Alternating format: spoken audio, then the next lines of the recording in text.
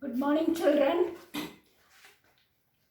and welcome to the English literature class. I hope you have all read through the introduction to Shakespeare, and today we will start the text. The books have not come, but the scripts have been sent to you, so you can take out the scripts and follow in the script. Now, all Shakespeare's play consists of 5 acts.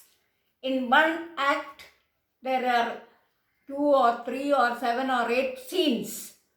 So, in the script you can see Merchant of Venice, Act 1, Scene 1. So, each play consists of 5 acts and the number of scenes varies. They are different. Some acts have 4, some acts have even 9 scenes. And the people who enter the stage when the play begins, scene 1 begins, is important. The place also is important. The place where the play takes place and also the people who enter the stage are given at the beginning.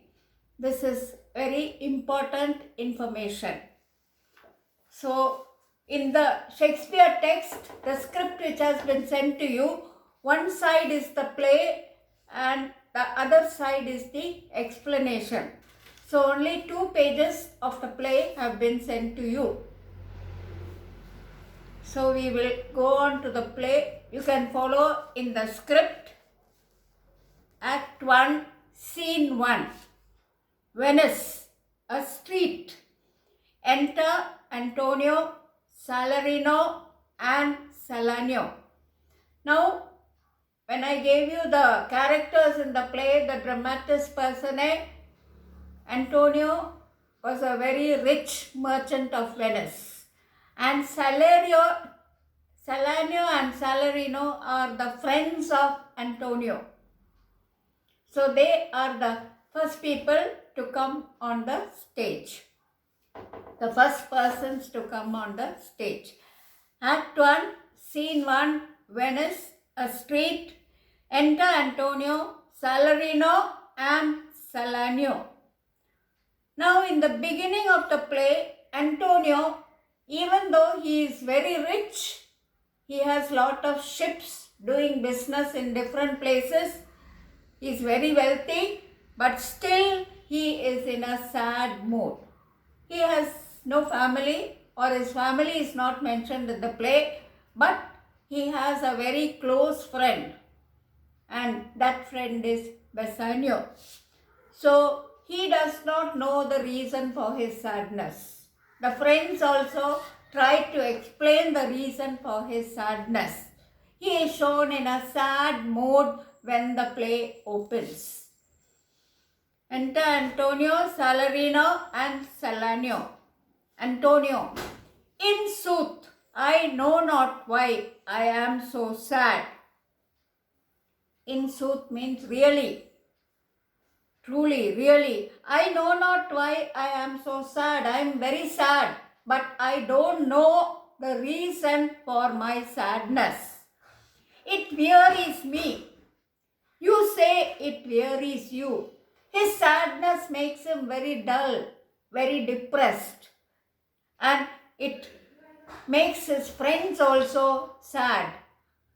They are very depressed, they are very sad. His friends and Antonio are sad. It wearies me. It refers to the sadness. It wearies me means it makes him very dull. You say, you means the friends, Salarino and Salanio. You say it wearies you.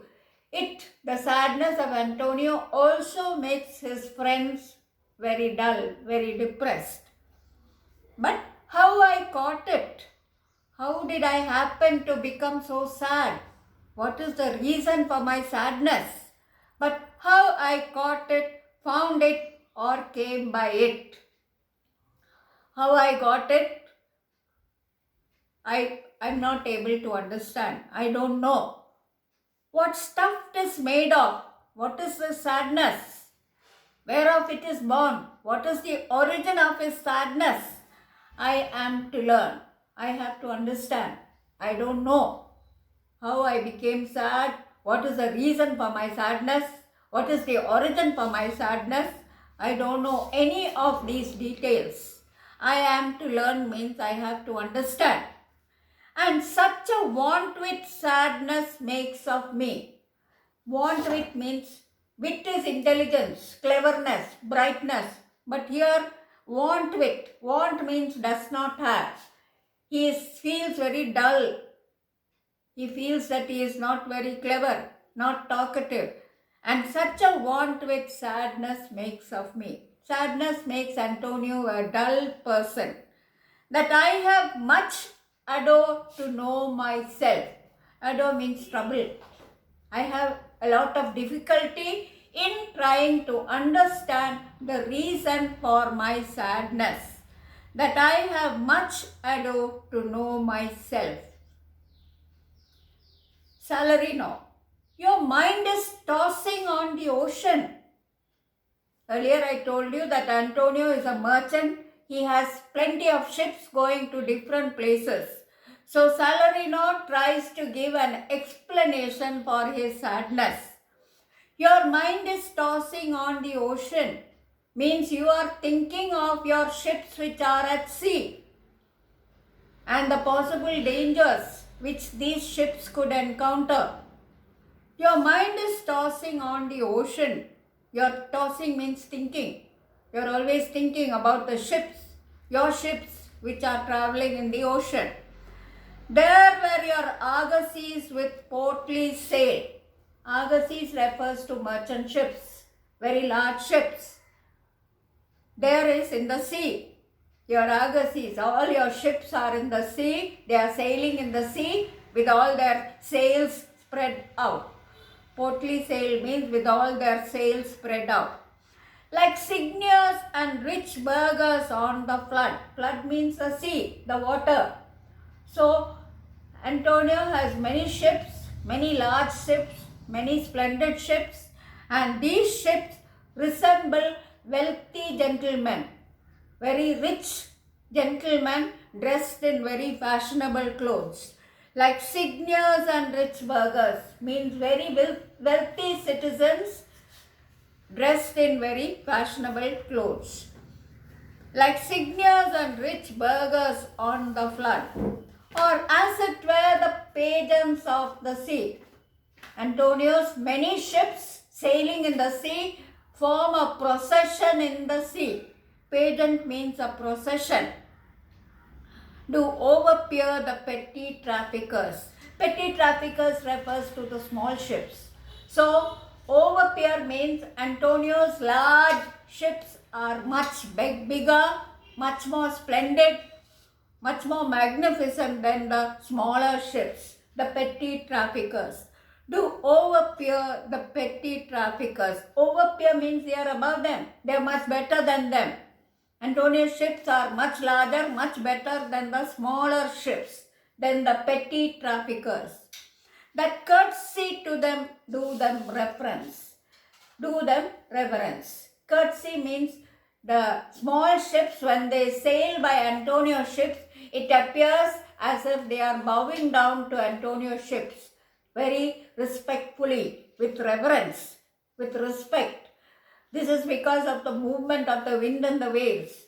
The smaller ships appear to bow down in respect to Antonio's ships as they fly by them with their woven wings. Fly by them means sail by them, as the smaller ships sail by Antonio's larger ships. Now Salanio and Salarino are friends of Antonio. They try to give an explanation for his sadness. And Salanio says, "Believe me, sir, you must believe me. Had I such venture forth, if I had such business, if I had such ships doing business to different places, believe me, sir, had I such venture forth, the better part of my affections would be with my hopes abroad." Better part, the greater part of my thoughts, most of my thoughts will be, I will always be thinking about these ships. If I had the same business ventures like Antonio, I will mostly be thinking about my ships. The better part of my affections, the greater part of my thoughts would be with my hopes abroad. I would be thinking about the ships which are sailing in the sea. I should be still plucking the grass to know where sits the wind. Now, he will always or very often he will pluck the grass and hold it up in the air to find out in which direction the wind is blowing, so that he can guess if there are stormy winds at the sea in the direction in which his ships are going. So what will Salanio be doing? He will be plucking the grass, he will be holding it up in the air in order to find out the direction of the wind, so that he will feel assured that his ships are not in any dangerous positions. Plucking the grass to know where sits the wind. Where sits the wind means which direction the wind is blowing. Peering in maps for ports and piers and roads. I will always be looking into maps to find out the exact location of my ship, to find out whether there is any danger near the ships, whether there is storm, whether there are rocks, whether there are violent winds, whether there are shallow waters. Now the ship can get grounded in shallow waters. If there is not enough water for the ship to sail, the ship will get stuck. It cannot move at all. So that means grounded if there is not sufficient water. So Salanio says he will always be looking into map in order to find out if there is any danger, if there is any shallow waters or sandy shores where his ship can get stuck. And every object that might make me fear misfortune to my ventures, everything that will remind him of possible dangers to his ships would make him sad. And every object that might make me fear misfortune to my ventures. So any object which he sees and which will remind him of the danger at the sea will make him sad. Out of doubt means certainly, surely, would make me sad, will make me sad. Salarino, my wind cooling my broth. Broth is the soup. Wind cooling means the breath. Now when you are going to eat some food or are going to have some soup, if it is very hot, the natural tendency is to blow. And that breath, the breath which Salarino uses to cool his soup, would blow me to an ache.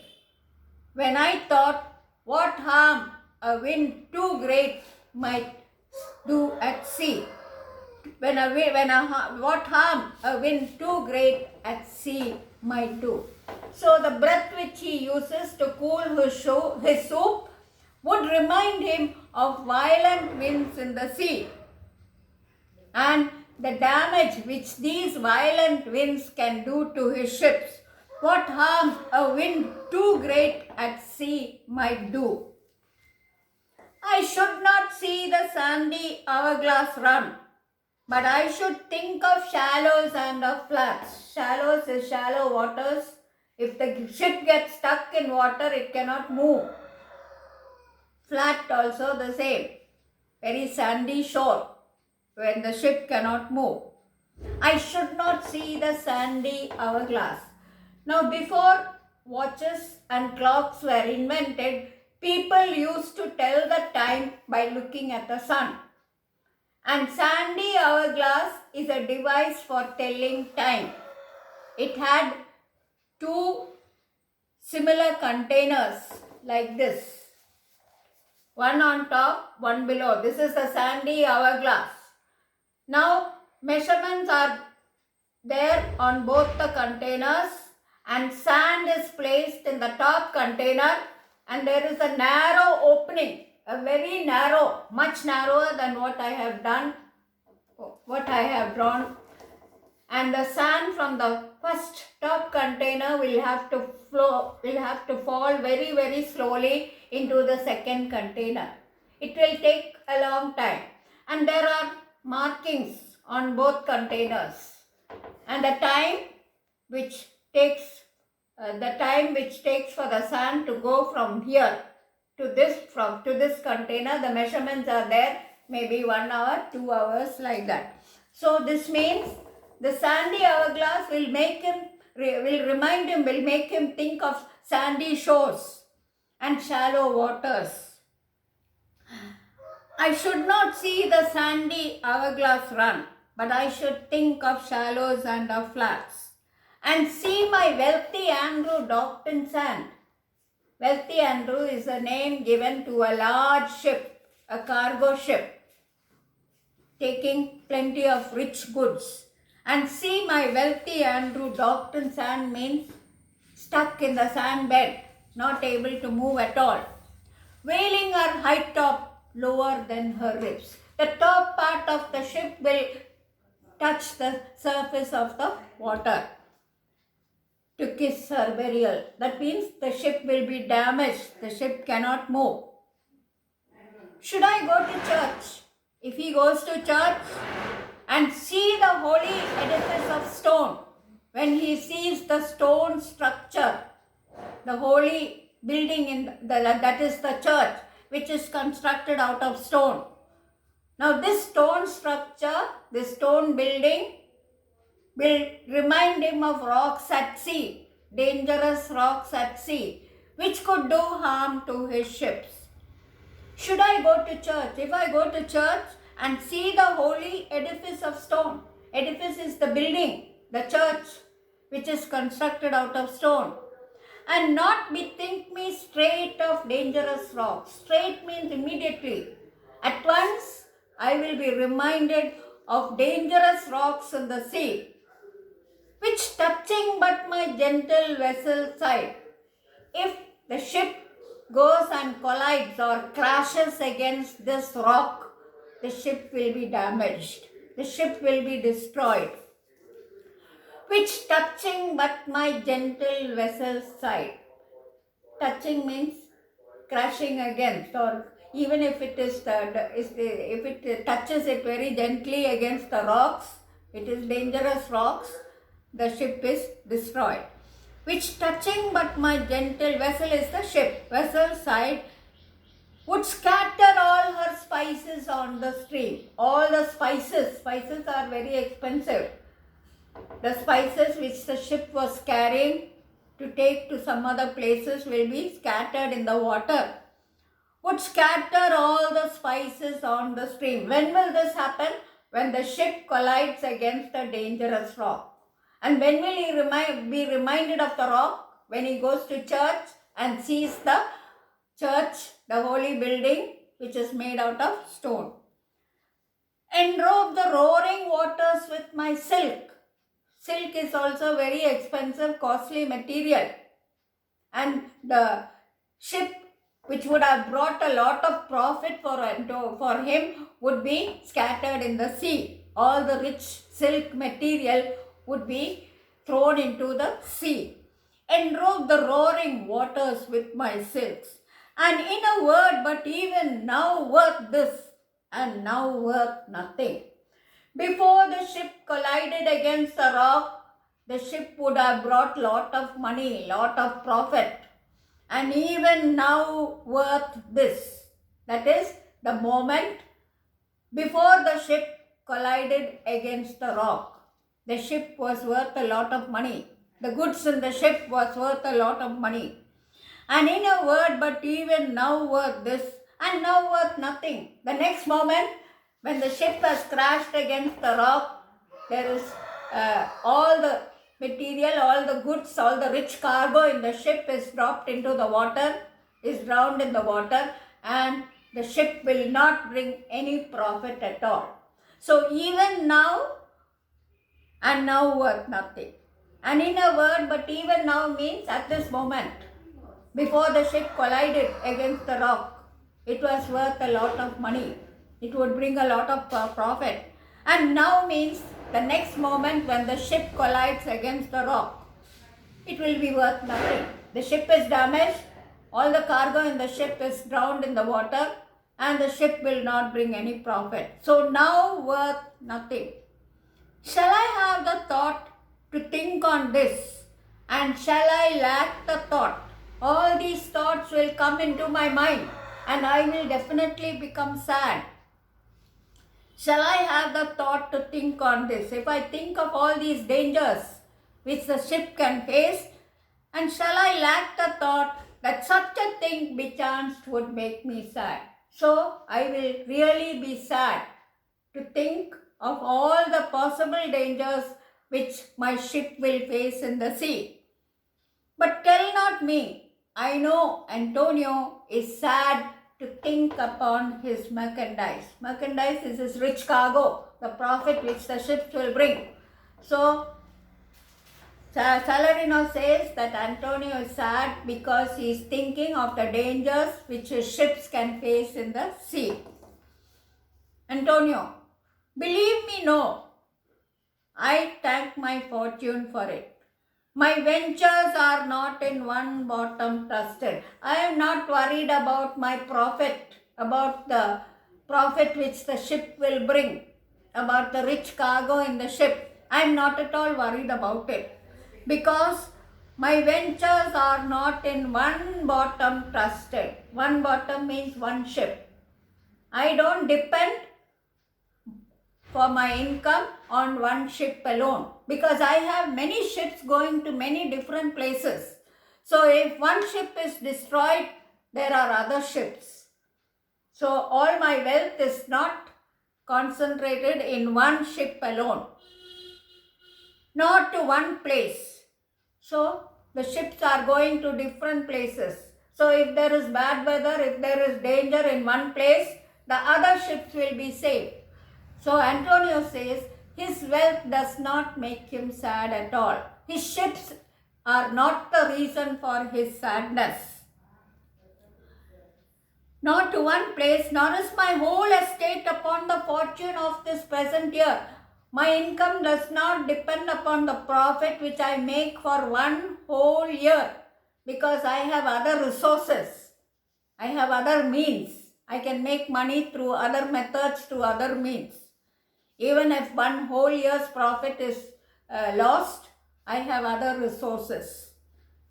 Therefore, my merchandise makes me not sad. So, my ships, my wealth at sea does not make me sad. So, Salarino gives another explanation. Why then you are in love? You are sad because you are in love. You love somebody and that person does not return your love and you are sad. 5 means that is all nonsense. You cannot even imagine that I will fall in love with anybody. Not in love neither. Salarino says, if you are not in love, then let us say you are sad because you are not married. So the reason why you are sad is because you are not happy. And if you are happy, it is because you are not sad. That is a logical argument which Salarino gives. Then let us say you are sad because you are not married. And it were as easy for you to laugh and leap and say that you are married because you are not sad.